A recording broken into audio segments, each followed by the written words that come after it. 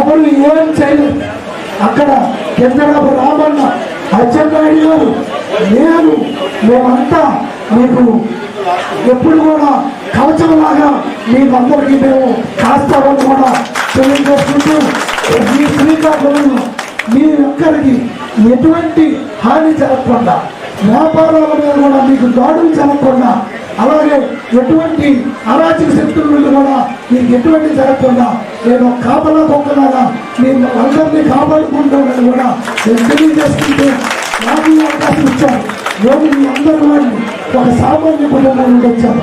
40 సంవత్సరాలుగా నా కుటుంబం ఈ పార్టీని చేస్తున్న సేవకి నాకు గుర్తింపించి, మా కుటుంబం చేస్తున్న సేవ గుర్తింపు వచ్చింది. ఈసారి నాకు యువకులైన నన్ను ఒక్క అవకాశం ఇచ్చి నన్ను గెలిపించి మీరందరూ పార్టీ భద్రతగా యువకులని